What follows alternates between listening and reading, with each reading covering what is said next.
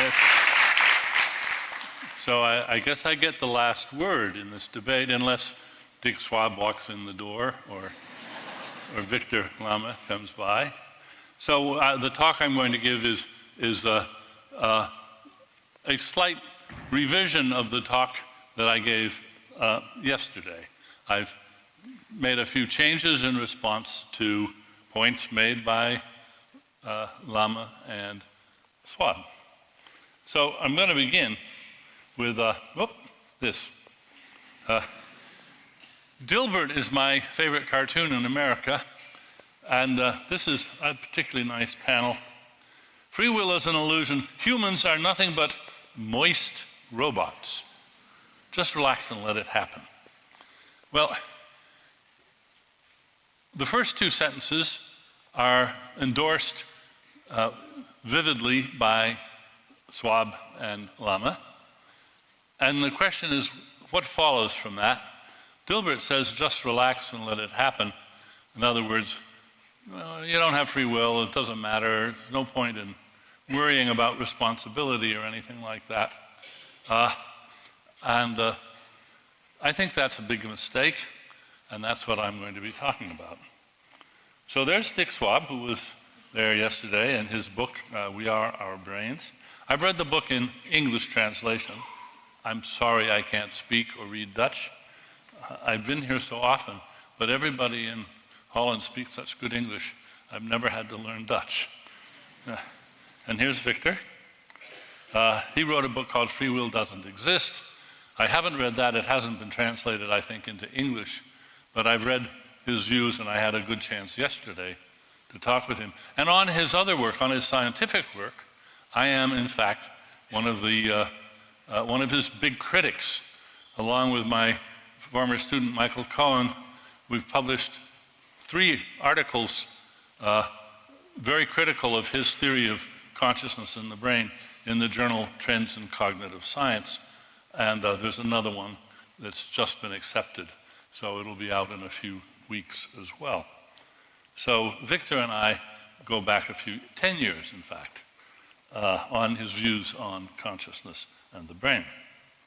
So here's what Dick Schwab has to say in his book. I'm just going to point out a few obvious quotations. One is, we are our brains. Here's another one. Our current knowledge of neurobiology makes it clear that there's no such thing as absolute free will. Now, I want to say, I agree 100% with both of those statements. So, many of you may not, but I do. I think he's right about those. We are our brains. There's no immaterial self. There's no Cartesian res cogitans, no immortal soul, no that inhabits and controls our bodies. Our brain is our mind, is our soul, is our res cogitans, and it's a material object. Not only that, they're physical organs which apparently operate by the same complex of non-mysterious biochemical processes that account for growth, digestion, reproduction, self-repair, defense against pathologies, and so forth. In other words, to use a term I like to use in this context, there's no such thing as wonder tissue in the brain. The lungs have no wonder tissue, the heart has no wonder tissue, the brain has no wonder tissue. It's all just good protein tissue, living thing tissue. Now, not everyone agrees with us. That is, with Schwab and me about this. One of my favorite outraged critics is a man named Voorhees, and this is what he says. Daniel Dennett is the devil. There is no internal witness, no central recognizer of meaning, no self other than an abstract center of narrative gravity, which is itself nothing but a convenient fiction. For Dennett, it's not a case of the emperor having no clothes. It is rather that the clothes have no emperor. Yeah, exactly. Exactly right. There is no little emperor in between your ears that is yourself or your soul that runs your body. You do, and that means your body, including the brain. That's it. There is no emperor in there. And those of you who think otherwise will have to contend with both Schwab and me. We say, you're wrong, science has shown otherwise. Well, let's move to the next of the quotes. There's no such thing as absolute free will. That's right. None of our decisions are undetermined. Now, there have been some very eminent theorists, including recently, who have argued that what's going to save free will is quantum mechanics. That the indeterminacy of quantum mechanics is somehow going to get exploited, amplified by the brain, and that this is going to give us free will. I think that is a hopeless and confused idea. So I agree with Schwab about that. That means that we disagree with some fairly eminent people like Roger Penrose, Sir Roger Penrose, and Stuart Hameroff, his co-author. They're probably the most famous of the scientists who, I think, misguidedly try to make free will real by making it depend on quantum indeterminacy. The people who are trying now to make quantum computers know how extremely difficult it is to get the right conditions, the right temperature, the right stability, to get a superposition of quantum states. The chances that your brain does it are, I think, negligible. That's an empirical hypothesis, but I think both it's extremely unlikely and unnecessary. You don't need quantum indeterminacy to have free will. So Schwab and I are in agreement about that as well. And indeed, among the causes of our choices are events that occurred before our births. And again, not everyone agrees with us about this. Here's the philosopher Galen Strawson writing a review in the New York Times of my book on freedom, Freedom Evolves, about a little bit more than 10 years ago. And he writes, that is Dennett, doesn't establish the kind of absolute free will and moral responsibility that most people want to believe in, and do believe in. That can't be done, and he knows it. Right. It can't be done, and I know it. And I say people are just wrong to think that they're wrong to want to believe in absolute free will. They don't need absolute free will. Practical, non-absolute free will is all the free will you could ever make use of. So what do we disagree about? That is Schwab and me. Well, here are two candidates from Schwab. He says free will is illusory. And he says this has far-reaching implications, because when we hold somebody responsible for their actions, we're assuming the existence of free will. So he says free will is illusory, in other words, it doesn't exist.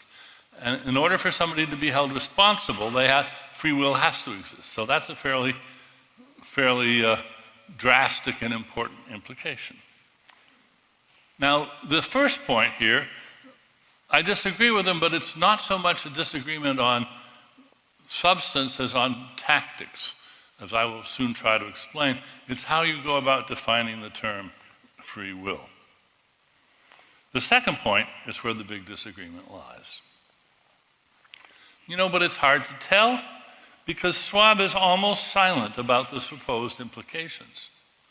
This is very frustrating to me. So my first question then is, what follows from free will is illusory and we assume free will when we hold someone responsible? Those are claims he makes. What follows? What are the implications of those? Well, here's some implications. If Dick Schwab doesn't have free will, then we shouldn't hold him responsible for his book. He certainly doesn't deserve the royalties. Moreover, he's ineligible for a mortgage or business loan. I recently signed a mortgage where the notary public who had to certify my signature turned to me and said, "And are you signing this legal document of your own free will?" And I said, "Yes." And if I'd said no, I would not have been able to get the mortgage. In fact, I would think he would have to be provided with a legal guardian or institutionalized. That's what we do with people who don't have free will. But you know, I don't think that's what he means. But I just want to get those implications out there in case that's what he means. Because after all of that is true of some people. There are people who are so disabled, we often say of them, they don't have free will. They don't have practical free will. They're not morally competent. And so, this group includes young children, senile adults, people with various sorts of brain damage, they're addicts, they have psychosis. And what we do with those people is we treat them as morally incompetent. We do not hold them responsible for what they do.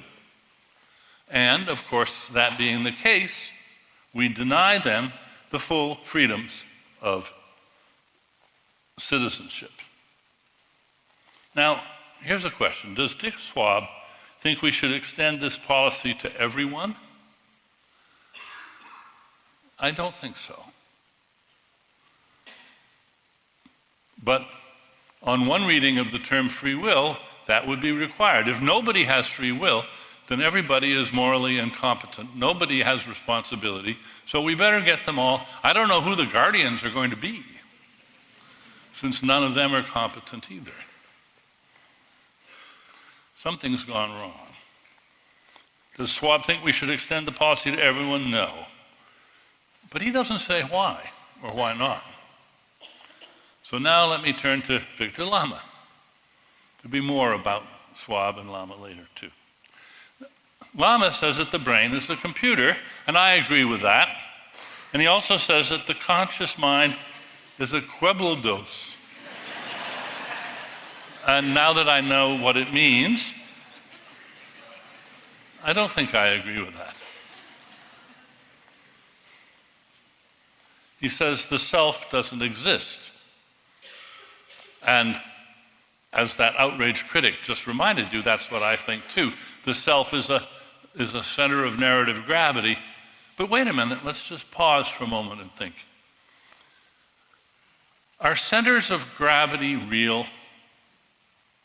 Do they exist? What are they made of? They're not atoms. They are a sort of theoretical fiction, but a very useful theoretical fiction. And what I say the human self is something like a center of mass or a center of gravity. It's a very, very useful theoretical fiction, a brilliant simplification of a very complex stuff, matter. But there's a sense in which, let me put it this way. If you think that the right thing to say is that a center of gravity is not a real thing, then you should say that a self is not a real thing either, because they're the same kind of thing, real or fictional, and none the worse for it. Another thing that Lama says is that the brain produces the self the way the kidneys produce urine. I don't think that's right, although in a way I can see why he would say that. It's the activities of the brain that create the complexities that are then rendered simple for us, including the brain's owner, with the concept of a self. And of course, Lama says that free will doesn't exist. And here I think, again, Lama has overstated and oversimplified the case. In order to get at this, however, we have to look more closely at Lama and what he might think. I doubt that Lama believes that his book about free will is the secretion of a chatterbox. It is certainly a product of his conscious mind. I don't think he believes that he should be provided with a legal guardian. In fact, here I am led inexorably to posing an undeniably and unavoidably rude question. There's no polite way of putting it, but I have to face it and see what I think the answer is, or what they think the answer is. Do Schwab and Lama believe that they are superior to all other human beings in having enough free will to be taken seriously? If nobody has free will, then they don't have free will. Well, if they don't have free will, then why are we paying any attention to them? Why do they deserve our attention if they don't have any free will? Neuroscience, I'm claiming, does not show that nobody is morally competent. On the contrary, neuroscience clarifies the neural conditions of moral competence and incompetence. It helps us make the tough decisions. That helps show that most people do have the kind of free will worth wanting. They have moral competence. Well, maybe that's not what Schwab is talking about. What kind of free will is Schwab talking about? Sometimes he says he's talking about absolute free will. He says it doesn't exist, and I agree. He says this has important implications. But what? What are they? He doesn't say. Well, I can think of one. Implication is that some people confuse absolute free will with practical free will. Practical free will has lots of implications. I'm not sure what the implications of absolute free will are. Well, does Schwab himself ever talk about practical free will, or any of his remarks about free will best interpreted as remarks about practical free will?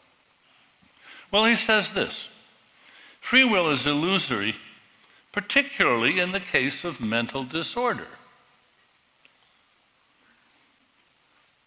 Well, or how about this one? Free will entails being able to predict the consequences of one's actions. A person suffering from a brain disorder may be unable to do so. Okay. What's the role of brain disorder playing here? If nobody has absolute free will, what is the relevance of the minority who have brain disorders? Are they any worse off than the others? Unless he's talking about practical free will, the answer's got to be no. Nobody has free will, absolute or relative. But the fact that he raises the issue, he uses examples of mental disorders, suggests that he's not really talking about absolute free will at all. He's actually talking about practical free will, the kind of free will, the absence of which we use to deny responsibility to people. Here, Schwab seems to be saying that it is practical free will that matters. I was reminded by this problem in Schwab's exposition by an amazing remark made by one of my countrymen, quite a few years ago, Tom Wolfe, a brilliant and ingenious sleuth and expositor of the contemporary scene. And in a wonderful article published in 2001 with the title, "Sorry, but your soul just died," he writes, "The conclusion people out beyond the laboratory walls are drawing is the fix is in, we're all hardwired. That, and don't blame me, I'm wired wrong." That's the message that he was getting from the laboratories. He said the neuroscientific laboratories. Wired wrong? What would it be to be wired right? Does neuroscience show that we're wired wrong, or just that we're wired? Is there any way of being wired, of having a physical brain and no soul, that is consistent with having free will? Wouldn't that be being wired right? Where did Tom Wolfe get the idea that what neuroscience was showing is that we're all wired wrong? Because it seems to be a theme that's picked up by both Schwab and Lama as well. Could we be wired right for responsibility? What would it take for a moist robot to have moral responsibility? I claim that moist robots, like you, like me, most of us have moral responsibility because we're wired right, or right enough to be held responsible. And the fact that some of us are not wired right, some of us have brain disorders, may show that they're not responsible, but it doesn't show that we're not responsible at all. That's where the confusion comes. Does cognitive science show that these requirements cannot be met? I don't think so. I'm going to say a bit about practical versus absolute free will. Some people have it and some don't, unfortunately. It comes in degrees, and it is a social construction in the sense that society notices and declares and categorizes people as being one side or another of lines that society draws about whether or not they have the competence to be considered citizens with full standing as responsible, or whether they are deemed not responsible enough to take care of their own affairs, in which case they're provided with legal guardians or something like it. So in other words, free will, practical free will, is like euros, or like dollars, or like promises.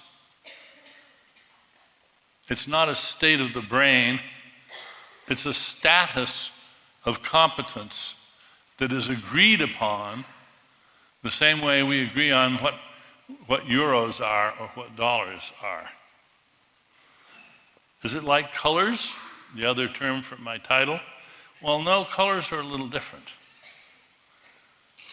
They are not a social construction, but they're also not what you probably think they are. So this gets us into heavy philosophical territory. What is real? That's a philosophical question, not a scientific question. And my favorite philosopher on what philosophy is Wilfrid Sellars, late great Pittsburgh University philosopher. In 1962, he summed up the task of philosophy in a memorable phrase. The aim of philosophy, abstractly formulated, is to understand how things, in the broadest possible sense of the term, hang together, in the broadest possible sense of the term. Now that may seem to some of you to be just comically modest. Is that all philosophy is for? How things hang together? How things in the broadest possible sense of the term hang together in the broadest possible sense of the term? It seems sort of pathologically vague at first. But I think it's brilliant.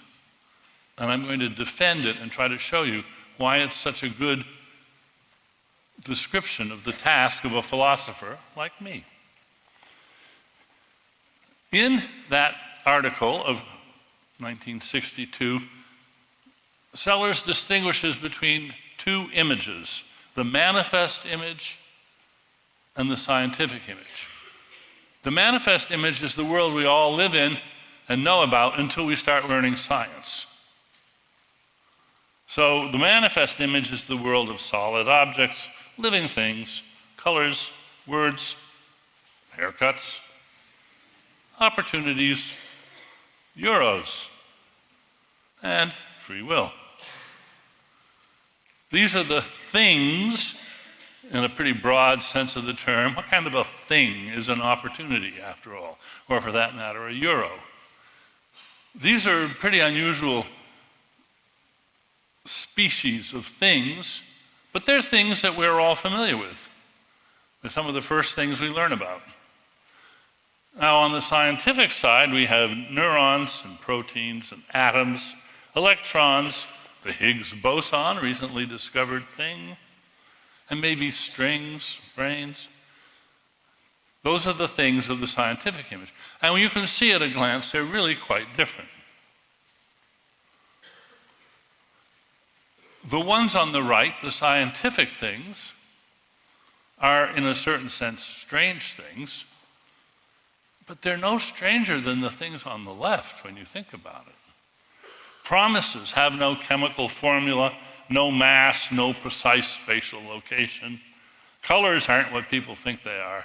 The more you learn about contemporary color science, the more you learn that folk theory of color is just wrong in many different ways. That's not what colors are. And euros aren't what people think they are either. How many of you think that there's a sort of a big difference between Bitcoin and euros? Oh, this is such an intelligent audience. You realize, no, there really isn't. Bitcoin is a little younger, not quite as well established as euros, but in neither case neither Bitcoins nor euros have intrinsic value. The value of these things, which have no mass, have no weight, they depend on physical things to keep track of them, but they're like neutrinos in a way. They have no mass, but you can't even tell two Bitcoins apart. They're pretty strange. Now, remember what Slors said the task of philosophy is: to understand how the things on the left hang together with the things on the right. And that is really not a job for a scientist. Scientists, when they do it, they tend to think the best way of thinking and speaking is to say that only the things in the scientific image are real. The rest is just, it's just atoms in the void. That's all that really exists. Colors don't exist. Euros don't exist. Promises don't exist. Rainbows don't exist. Just atoms and the void. That's their ontology. Well, if that's the way they feel, then when they say about one of the things on the manifest side that it's an illusion or that it doesn't exist, they really owe their readers a catalog of the other things that they say aren't real. It's one thing to say that free will is an illusion if you say, yes, and for that matter, so are colors and euros and PhDs and home runs and goals, and the list goes on and on and on. If those are all illusions too, then maybe it's not so alarming to say that free will is an illusion. Are colors illusory?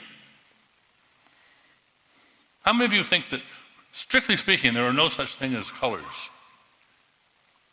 Oh yeah, it's interesting, see? How many of you think, no, colors are perfectly real? And how many of you are, too young to vote? All the rest of you, I guess. I'm glad there's division in the audience. It shows this is not a trivial decision to make. It's not a factual decision. You could agree right down the line on what the facts are about colors. And then the question is, how should we characterize those facts? What's the take-home message? Is it that colors are real or that colors aren't real? And some people think one way is better, and some people think other ways are better. Well, let's try a harder case. How about words? Are they real? How many of you subscribe to the proposition up here on the screen? Words don't exist. How many of you say, that's it, that's true? I don't see any hands. It's a little bit hard under the circumstances to say that words don't exist, but it's not impossible. And indeed, there are theorists, serious theorists, philosophers, scientists, who, faced with the question, they will bite the bullet and say, yeah, words don't really exist. They're fictions too, they're illusions. And there's in fact some good reasons for that. But I just want you to bear in mind that if you take this extreme position, notice that how very little of importance follows from taking that extreme view. You can't sue Sony for false advertising. You sold me a color television set, but colors don't exist. I want my money back. You're not going to get very far. And words can still ruin your reputation. Having euros is distinctly to be preferred to not having euros, whether or not they exist. So it's these decisions about how we're going to treat these ontological questions are important because they can mislead others unless you get very clear about what you're doing. So now, does free will exist?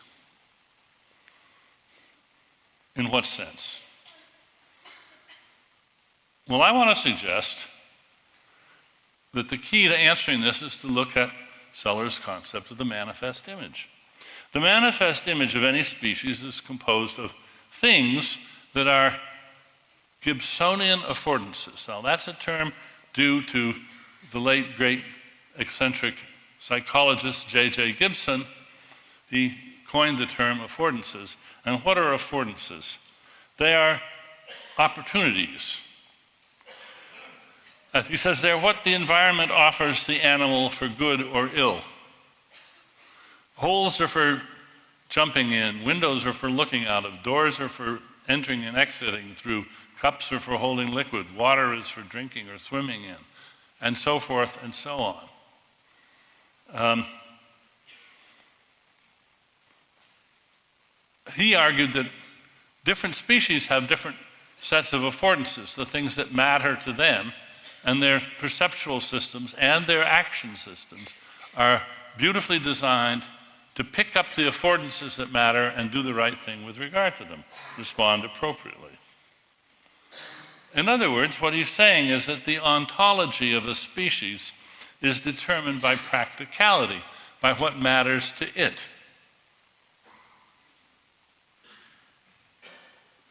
The pigeon in the square may see newspaper with lots of words on it, but the words are not affordances for the pigeon, the way they are for a human being that can read. They're just more of the noise in the world. Ants are affordances for anteaters, and flying insects are affordances for insectivore birds. And an interesting difference is that for birds that are insectivores, they track individual insects that they pick out of the air, whereas the anteater doesn't bother tracking individual ants any more than we track individual sugar molecules or water molecules. It's just stuff. So the anteater sticks out its sticky tongue and gets a whole lot of ant. It doesn't, ant as a mass term, like sugar, like flour, like water, is an affordance for anteaters, but individual ants are, as it were, part of its scientific image, except it doesn't have a scientific image because it's not like us. It's only recently, after all, that people knew that there were water molecules. There were drops of water. Those are perfectly good things in the manifest image. But water molecules are part of the scientific image. The manifest image is composed of all the affordances that matter to the well-being and livelihood of the organisms whose manifest image it is. Now, free will, I'm suggesting, is moral competence. It's an artifact of society. Like money, it's extremely useful social construction. These are user illusions. Money is certainly an affordance, very useful, looms large. We're good at recognizing it, recognizing opportunities for getting it, knowing what to do with it when we get it, and so forth. Free will, I'm saying, is like that, and like words. These are socially constructed entities that matter a great deal to us, and I want to say that free will is like that. So it's sort of invisible in the scientific image. So now we get our two options. We can say free will doesn't exist, or we can say free will exists, but it isn't what you think it is. It's rather different. Well, in my career, I've tended to go for the second way of talking. I have said, consciousness is real, it just isn't what you think it is. And a lot of people hear, consciousness isn't real. I say, beliefs are real, they're real patterns, they just aren't what you think they are. And people think, Dennett says belief talk is just a useful fiction. No. I say belief talk is true, it's just beliefs are real, they just aren't what you think they are. But a lot of people refuse to hear that. The practical world, the world we live in, is the world we live in, and scientists live in the practical world as much as lay people do. They live in the manifest image just the way the rest of us do. It's the world that matters to us. And if it's illusory, if the whole darn thing is illusory, then this has got to be a benign user illusion, this extremely useful illusion that helps us get through our lives in the same way that the limited ontology of the anteater, that's the way for the anteater to live. It's not something we should attempt to erase. Now, the concept of a user illusion comes, of course, the term comes from the computer engineers who designed the desktop illusion on your laptop with the little files that can be dragged and dropped, and you can put a file into a folder, you can put a file in a folder and then put that folder in another folder. All of these deliberately simplified, oversimplified, metaphorical ways of carving up the world, and you don't need to know all the grubby details of what's going on in your computer because you've got a user illusion which takes care of it. Now, is it false? Is it fiction? In one regard, it's fiction. There aren't really little tan folders on your hard disk. In the other sense, it's true. This is a very accurate, reliable way of thinking about what you've got on your computer. Now, Schwab and Lama are not alone among scientists in ignoring this point. Here are a few of their colleagues. Wolf Singer, eminent German neuropsychologist. No one is responsible for their actions since all is predetermined by the brain. Chris Frith, British counterpart. Is it possible to predict people's actions on the basis of neural activity that precedes their conscious decisions? If so, then free will is an illusion. Sam Harris's book, Free Will, makes the case very clearly, and Paul Bloom, the distinguished editor of Behavioral and Brain Sciences, applauds this line, saying, if you believe in free will or know someone who does, here's the perfect antidote. And then here's Jerry Coyne, eminent evolutionary biologist. By the way, it pains me because these guys are all friends of mine, and I've tried to talk them out of their views, and they're just really very, well, they're very confident. Are they overconfident? That all depends, doesn't it? Jerry Coyne says, free will is an illusion so convincing that people simply refuse to believe that we don't have it. In Free Will, Sam Harris combines neuroscience and psychology to lay this illusion to rest at last. Some of you may know my somewhat notorious review commentary on my friend Sam's book. That's caused a lot of controversy. I'm a little bit regretful of the way that came out, but if you look closely, you will see that I was actually very careful to be respectful and accurate in everything I said about his book. His response to it was, however, considerably pained, and I'm sorry about that. It's not just cognitive scientists, though, that hold this view. A few physicists add their voice. Here's Stephen Hawking. I won't bother reading the whole thing. He says, in the end, it seems that we are no more than biological machines and that free will is just an illusion.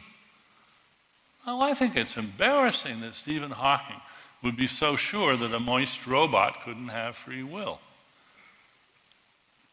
What does he think it would require for something to have free will? I guess he must be thinking about absolute free will. Or how about this? A being endowed with higher insight and more perfect intelligence, watching man and his doings, would smile about man's illusion that he was acting according to his own free will. Who said that? Well, Einstein. So that's quite a strong team that are behind Lama and Schwab. There are some important exceptions. Michael Gazzaniga, another cognitive neuroscientist, is an exception.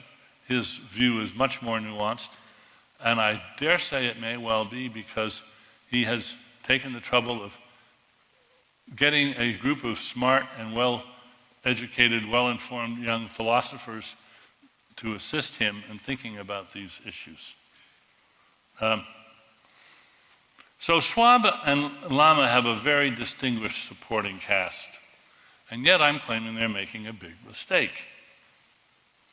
It's big because it's an important mistake, and I know no better demonstration of the value of philosophy than pointing out this mistake that these scientists are making. They are out of their discipline and they are making a rookie mistake. I wish I could say that, except it's also true that there are plenty of philosophers lining up with Schwab and company as well. To me, one of the great ironies of this is that when these scientists turn to philosophers to support their views, who do they turn to? They turn to the philosophers who are notoriously anti-science, who don't care about science, who don't know about science, who don't want to know about science.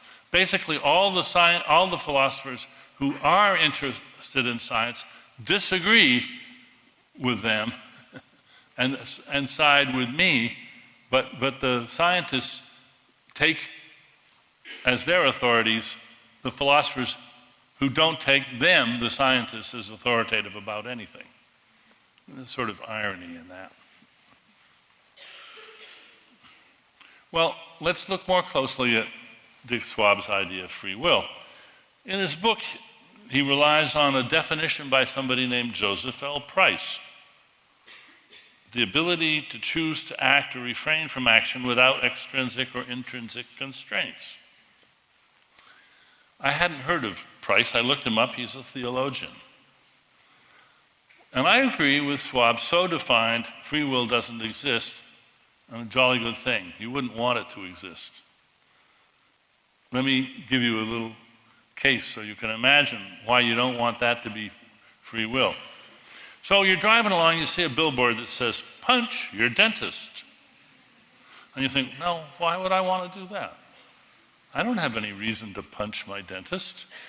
I can think of lots of good reasons for not punching my dentist. Many reasons not to follow it. So, having considered it carefully, you walk down the street and you encounter your dentist and pow, you punch him. Why? Well, because your decision was made without extrinsic or intrinsic constraints. No, we don't want to make decisions that way. We want our decisions to be constrained. indeed determined by our deliberations, by the considerations we make. That's what's wrong with Price's definition of free will. You don't want the ability to decide to punch your dentist in spite of all your deliberations. You want your deliberations to determine your action. Another little thought experiment. Imagine you have a guardian angel who sits on your right shoulder, and based on what she observes, she advises you, taking your best interest to heart. Wouldn't that be wonderful? Well, you do have a guardian angel. She sits on top of your neck. She is your brain.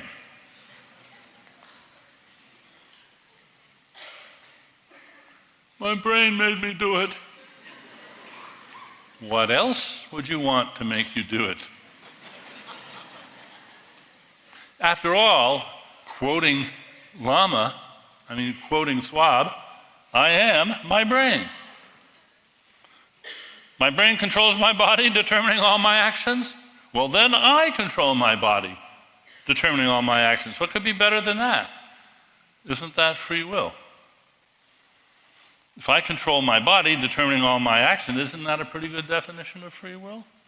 Well, only if my brain is competent, like the imagined guardian angel. If it's incompetent, then I'm in trouble. I'm one of those people with brain damage or a disordered brain who cannot be granted full responsibility. So now it's time to look at this issue of competence, which I'm saying is the heart of free will. A morally competent agent has to be well informed. If you're too badly misinformed about the world, then you aren't really going to be responsible for what you do, because although you may be deliberating, you'll be deliberating on the basis of very bad evidence. And you've got to have roughly well-ordered desires. That is, you don't have cravings or obsessions that you can't adjust by thinking about the consequences of acting on them and so forth. Very important, you have to be moved by reasons. That is to say, echoing Kant, who put this phrase into the language, you can be reasoned out of something or into something by a persuader, another person, or it may be yourself. You can talk yourself into or out of doing things by presenting reasons that you consider. What Slors called the space of reasons, the game of giving and taking reasons and evaluating reasons. That's something we do. It's something no other creatures on the planet do. And it is a requirement for moral responsibility. That's why we don't hold small children or mentally disabled people responsible, because they can't be moved by reasons. Very important, not being controlled by another agent. A properly morally competent agent recognizes the danger of having control usurped by a manipulator, perhaps a hidden and secret manipulator who sneakily takes over and turns you into a sort of a puppet or slave. That would be terrible.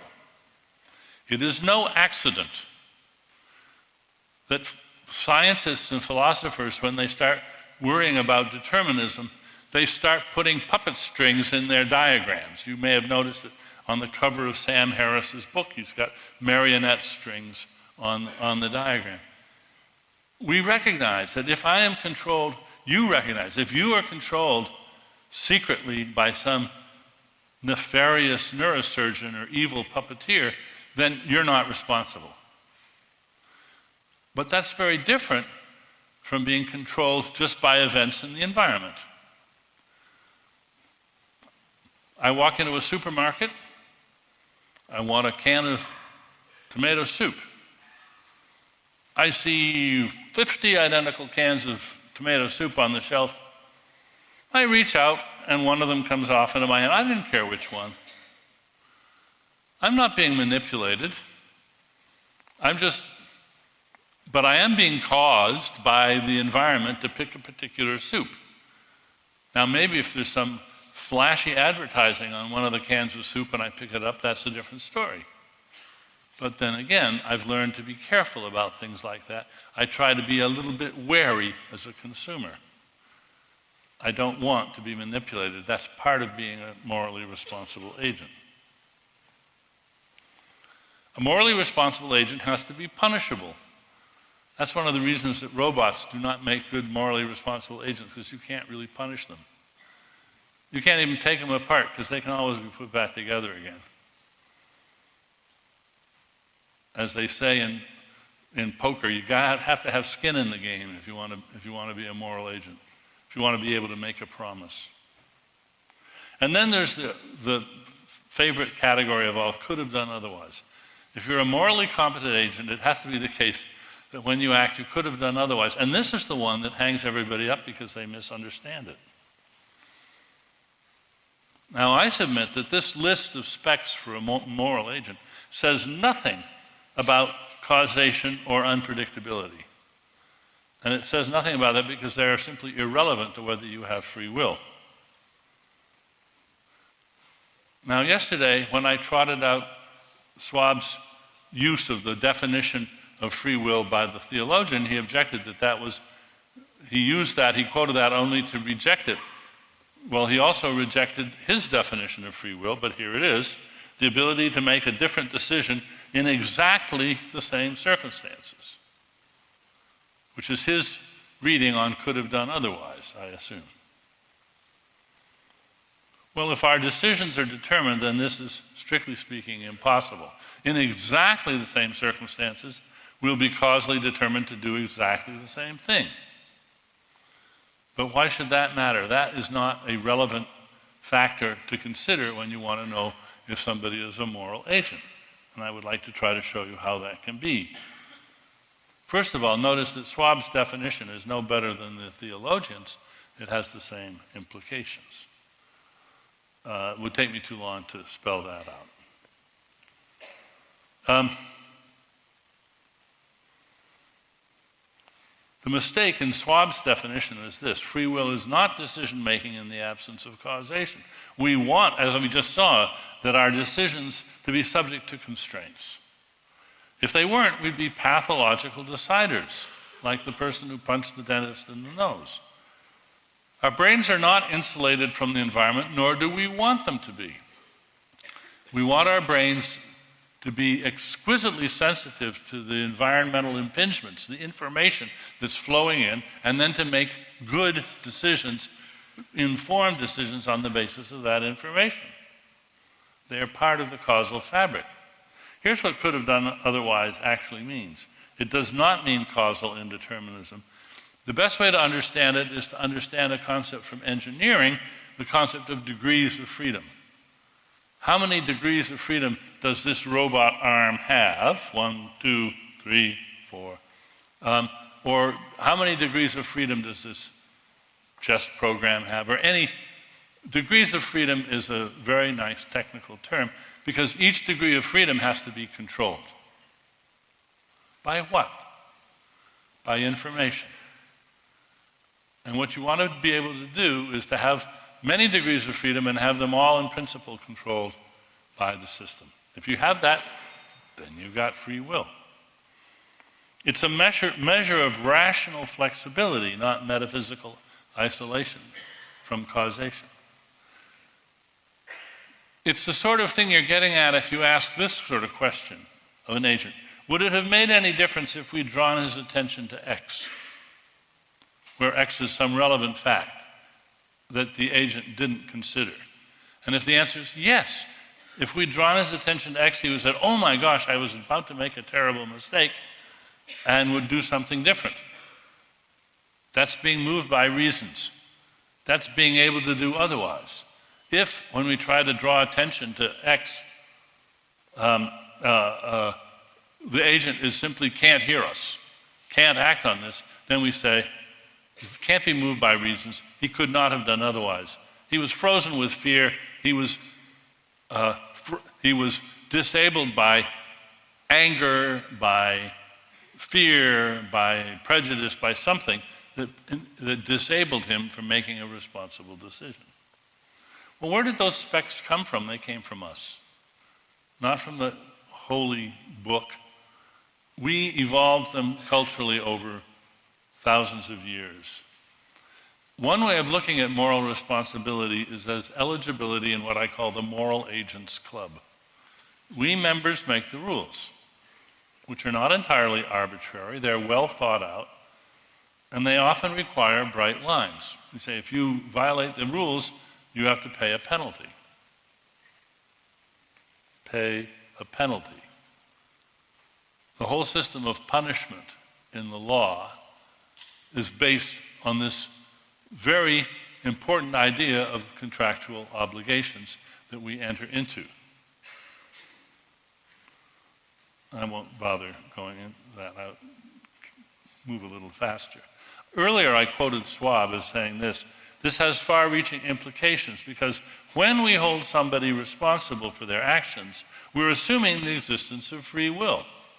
Well, if you go on, here's what he says, which at least as far as most of our actions are concerned, simply doesn't exist. Wait a minute, what is Schwab saying here? Most of our actions? Does that mean that a minority of our actions are with free will? But then free will isn't an illusion. What does he mean by this most of our actions? He must be talking about practical free will. And then why most? Why not just some?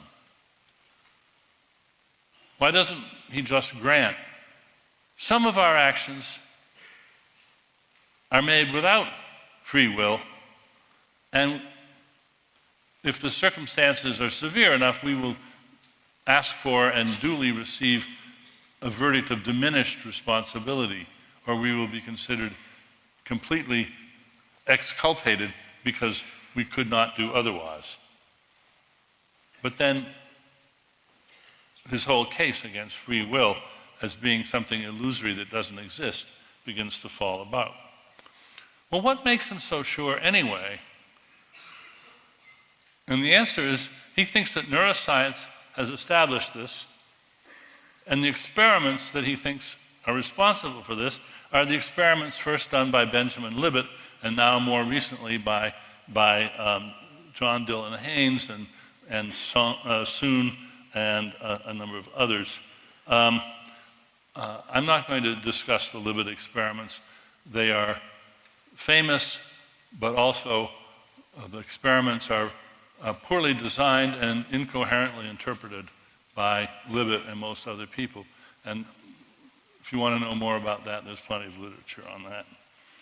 I want to talk about a more recent experiment, which is supposedly a great improvement over Libet, which is the one that was cited by Schwab yesterday, and one that I want to point out what it is and what doesn't follow from it. So I'm going to put you in the experimental situation now. You're sitting, you have a fMRI machine, you're lying in an fMRI machine, you're looking at a screen on which letters appear, and the letter changes every 500 milliseconds, twice a second. Pretty slow. And at some point of your own choosing, whenever you feel the urge, you're simply to either push a button with your left finger or push a button with your right finger. That's all you do. There's no reason. This is just an acte gratuit, a meaningless, chaotically controlled gesture, but you got to do one or the other. That's your task. And at the same time, you're supposed to notice what letter you're looking at on the screen at the time you decide which button to press. Got it? So I'm not going to shine letters on the screen right now, but I'm just going to say beep, and then I want you in the next 3 or 4 seconds to either tap your left index finger or your right index finger. Don't decide yet. Don't decide yet. Don't decide yet. Beep.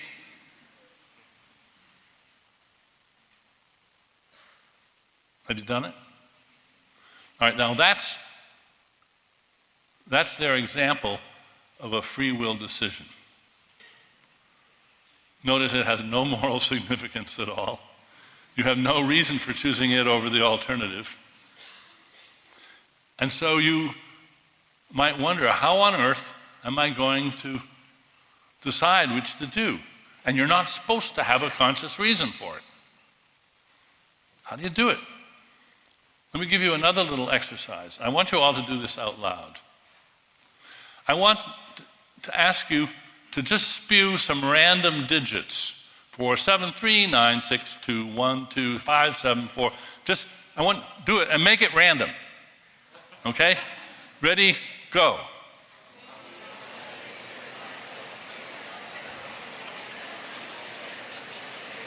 Enough. Okay. What you may have noticed, it's not easy to do. And there's experiments that show that people are lousy at generating random numbers. There's lots of pattern in the random numbers. It's an unnatural act. Well, so is letting one of your index fingers push a button at some time for no reason at all, but sometime in the next few seconds. You don't know what to do. You have to do something to yourself to make it happen, but you're clueless about what you're doing. Well, here's what Soon and company do. You'll notice that the last screen you see has a bunch of letters on it, and you're simply supposed to press a button indicating which letter you were looking at the time you chose. This gives them a timing for when you made the decision. Then they look at the data and, let's see, I'll do it better like this. This is time. This is when the finger goes up, or this is when the person says, that's when I decided. But as much as 8 or 10 seconds earlier, there is a waveform that's detectable with massive pattern number crunching, pattern extraction, that predicts whether it's a left or right finger. You can't actually predict in real time, but you can make a determination after the fact and then check it against what the person actually did. And you can prove that there's information as much as 10 seconds earlier, which fairly accurately predicts which decision you'll make. That's it. That's the experiment. So Soon et al. Can predict some decisions 10 seconds in advance. So what? It's not surprising that you have to do something in your brain that eventually is going to push you left or right. Doesn't matter when you do it. And you don't have to know. In fact, you're not supposed to know. The whole experiment is an exercise in artifactuality, and it's artificial and it doesn't show much of anything, but it does have an important moral. I don't want to leave the topic without pointing out the moral of this story, because the computers that Soon uses and the fMRI really does a pretty good job of teasing this data out of the brain. So here's the moral of the story. Don't play rock, paper, scissors for money with Soon if your head is in an fMRI machine. And I think that is the only significance of their results. Now, my conclusion. Dick Schwab and Victor Lama, along with many other scientists, have been taken in by the propaganda of the least scientific philosophers, the so-called libertarians. They have focused on a variety of free will that is impossible and declared it impossible. But it's also undesirable. So what is a good reply to the fact that it's impossible? It has no implications for responsibility at all. So I'm going to close, as a good scientist should, with a hypothesis to test. Schwab and Lama, like the rest of us normal adults, they have enough free will to be held responsible for their claims that nobody has free will. Question: will they be moved by reason to adjust their claims? Or will they prove to be mere quebildoses? Thank you for your attention.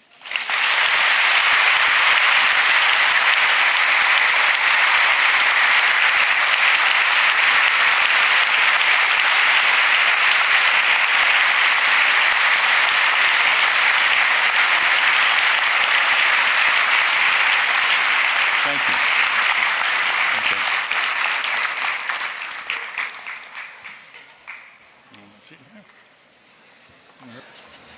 Right. Okay. So Daniel, thank you very much for this great talk. Thank you, Mark.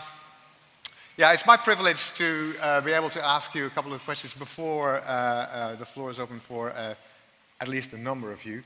In advance, I will have to say that I can't see all of you, especially not the ones on the balcony. So I'll be able to ask a couple of questions, and after that, you get the chance to ask questions too, and I will randomly pick some people. There will be no order or logic to it. There will be microphones sort of handed out by people standing, I don't know where they are, but they'll be in the audience. Can we have the house lights up more? Yeah, you're very hard to see. It would help Mark see you and me see you a lot. And you don't need the house lights down now. Okay. Can that be done? Well, we have a couple of questions for that. Okay, so I'd like to ask you 4 questions. For the sake of the debate, and this is a very unnatural position for me, but I'd like to ask you a couple of questions on behalf of Victor Lamme and Dick Swaap. Those will be brief questions. We do not need to linger very long on them. And then I have 2 questions that I would like to ask you myself. So the first question is sort of on behalf of Dick Swaap. So you distinguish between absolute free will and practical free will, i.e. Moral competence. Now I guess that some people, and especially Dick Swaap, probably Dick Swaap as we saw yesterday, will say something like, yeah, you know, practical free will is not like really real free will. I agree with basically all of what you say, but I wouldn't call that free will. Why do you think it's important to really call practical free will, moral competence, free will? That's good. And I think it's quite likely that with a little encouragement, Dick Swaap would say, yeah, I agree with you about moral competence and its role. Yes. But then notice that he simply has to abandon what's presumably the most important thing about the book, namely that this has implications for moral responsibility. Because if that's what he wants to show, he hasn't shown it at all. And I think it's pointless to have a tug-of-war over who has the right to define the term. There are 2 ideas out there in the world about free will. One is that it's incompatible with determinism, and one is that it is a necessary condition for moral responsibility. Yeah. Well, if you take them as both true, then we have to say we don't have moral responsibility, or quantum physics to the rescue. And both pretty forlorn views. I've actually toyed with the idea of saying, all right, you can have the term free will, I'll just drop it. Yeah. This, it sort of goes against the grain for me. As I say, in the past, of the 2 options, my chosen option is always say, not that consciousness doesn't really exist, but consciousness isn't what you think it is. It's rather different. And maybe, you see, I've been making the wrong choice all these years, a tactical choice. I should have said, consciousness does not exist. But I think it's, in the end, more explanatory, more instructive. It clears the air more to say, no, when people talk about, say, free will, this is a topic that matters to them.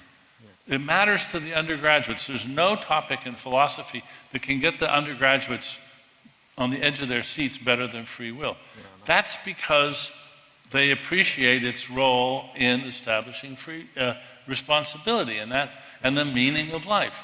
And so I think that it's best to keep free will meaning that without which I would not be responsible and my life would not have meaning. Okay, that's great. Thank you. Too long, but very clear. It's the use of the term. That's Dick Swab, as far as I'm concerned. Victor Lamme might be more willing to go with your moral competence kind of definition of free will, and he would say something like, sure, that's a fine definition of free will, or maybe something along those lines. I wasn't really clear yesterday about what he said, but anyway. He might say that, and then say, yeah, but even if that is what free will is, then all we know about the ability of, say, advertisement to influence people actually teaches us that there is no such thing as free will. Yeah. So, good. Yeah. And you've brought that out more clearly than it came out yesterday. That's for sure. There really is a difference between Schwab and Lamme on this. Lamme is basically a good behaviorist who thinks that the whole idea of responding to reasons, of being moved by reasons, that's largely fiction. So let free will be the capacity to respond to reasons. We don't have the capacity to respond to reasons. We kid ourselves when we think we're able to engage in Wilfrid Sellers' game of reason giving and reason taking, which is very different from Schwab's position. Yes. But what would you say against Lamme? I mean, what I said yesterday was, if he really believes that, if he really believes that we do not have the capacity to be moved by reasons, why did he write his book? I mean, his book is a reasoned attempt to convince us that reasons won't convince us. And I said, well, why did you write a book instead of playing some music and doing some exotic dancing or something like that? That might move us in a way that his arguments don't. Yeah, okay. That's pretty clear. Thanks very much. Okay, so that's as far as Victor Lamme goes. I was interested in the distinction you make between, in the way we can make the distinction between being wired right and being wired wrong. And you say that actually neuroscience can actually help us make that distinction. Yeah. Now, if free will is to be understood in terms of moral competence, do you then think that there might be such a thing as a neuroscience of free will, which would be quite contrary to the sort of recent, the neuroscientific arguments against free will, but would it also be possible to have a neuroscientific research program into freedom of the will? Yes, and in a way there already is. Okay. My dear departed friend Dan Wegner at Harvard had some very clever experiments with sort of illusions of agency. Yeah. And that's often cited, that's pioneer work of the right sort. Actually, I mentioned Will Singer, and he's done work on volition. We had an international workshop. The thing about cognitive science is, and there's a sort of a deep methodological reason, but not an otherwise good reason, has been much, much more concerned with perception than with action. Yeah. Because when you're doing experiments, you, the experimenter, wants to control the input to the system just so, and then measure the output, measure the reaction. And if you're doing experiments on volition, on free volition, you're stuck because you want the subjects to initiate things, and you want them not to be initiated by what you tell them, because then you guarantee that they're not doing a free choice. Or actually they are doing a free choice because they're freely deciding to go along with you and be a good subject. Yeah. But that tends to make it difficult to do experimental work on volition and decision. Right. It's not impossible, and it's good work being done, and I think there can be more. And about the sort of the preconditions for moral competence, do you think it would be possible to have sort of scientific experiments about that, or? Yes. Yeah? Oh, yes. Okay. In fact, there's a sense in which that's what legal precedent and the history of, say, the criminal law has been about for the last few millennia.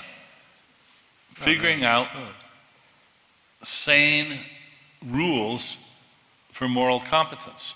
And we've had rather unlikely stopgaps like the McNaughton rule. Can you tell good from evil? Do you know the consequences of your act? And various ways of testing that. And we've been through various, when there's a trial and somebody tries to get off with the insanity defense, you're basically testing whether or not we've got the right canon of moral competence, whether we've got good enough tests for what matters. And I think most people agree. If somebody really is morally incompetent and was at the time of the crime, then they don't deserve punishment. They may disagree terribly, very strongly, with the measures used to gauge that, but the principle is the same. Yeah. Okay. Thanks. So last question, my at least last question. So we have this big debate on free will in Holland, and I guess it's more or less the same everywhere else, but I'm not sure about that. But in Holland, there's this big sort of public debate on free will. And the debate is sort of divided into extremes. And Dick Swab and Victor Wellman are sort of on one side of the extreme, and there are more or less religiously inclined people who are sort of on the other extreme. And you have this sort of radically nuanced view. And this is... Sounds like a contradiction in terms. It does. But in some sense it is a sort of radically new. It's very nuanced, but it's at the same time it's very much outspoken. Do you think it would be possible to have anything like this position sort of occupy some sort of territory in the public debate, like get enough people to actually... That's a very, very good question, because what you're implying is it's very hard. Yes. And it's a sort of unstable middle ground. It's just true that many people just don't like to think, really. And so they want a simple solution. Yeah. And there's a great line by, I think, H.L. Mencken, who says, for every really difficult question, there's a very simple answer, and it's wrong.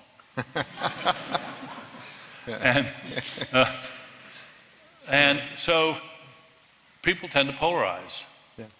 And what's particularly unfortunate about this one is that it tends to polarize with the religious on one side and the scientific on the other side, and where what I want to say is at least many of the scientists have bizarrely oversimplified the issues, and the views they're actually maintaining have implications that they themselves wouldn't stomach for a minute. Yeah. Namely, that they should be institutionalized, for instance. If they're not to be institutionalized, well, what are the practical, on-the-ground implications of their view that nobody has free will? They haven't said it. And while on the other side, the religious side tends to put their faith in just a completely obsolete myth of this immaterial soul and God's will, and that's not a well-joined issue. So what are the hopes for the middle ground, for the sort of middle position? Well, in terms of sort of public popularity. What are the hopes for it? Yeah. Well, I am a notorious optimist, and I'm optimistic here too. Okay. And I think that we may see a sea change as we learn more about the neuroscience of cognition and volition. the idea that the conscious decision-making and thinking and problem-solving of a human being is wonderful but not miraculous. Yeah. That it can actually be modeled in science, that this will swing people in that direction. And I would even be so bold as to suggest that it doesn't even have to be real science, it can be fictional science. The reason I say that is that, to me, one of the clearest demonstration of just stunningly swift changes in fundamental attitudes to be seen in the United States is the attitudes towards gays and lesbians that has grown as much as anything out of a few very prominent television shows where gays and lesbians are shown to be real nice people, smart people, good people, and having those examples vivid in their minds has just swept away the darkness. And look how fast this happened. It's amazing how fast people turned around about gay marriage, for instance. And if they can turn around about gay marriage, maybe they can turn around about what free will really involves. Okay, thank you very much. Thank you. Daniel, thank you very much for a very inspiring afternoon. Thank you very much.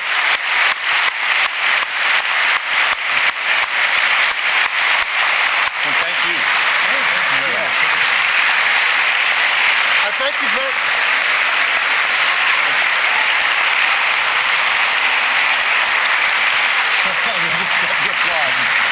I wanted to thank the Radboud people, but it's impossible.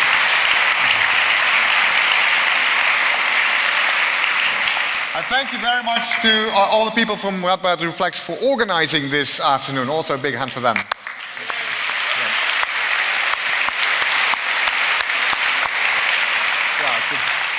Thank you for joining.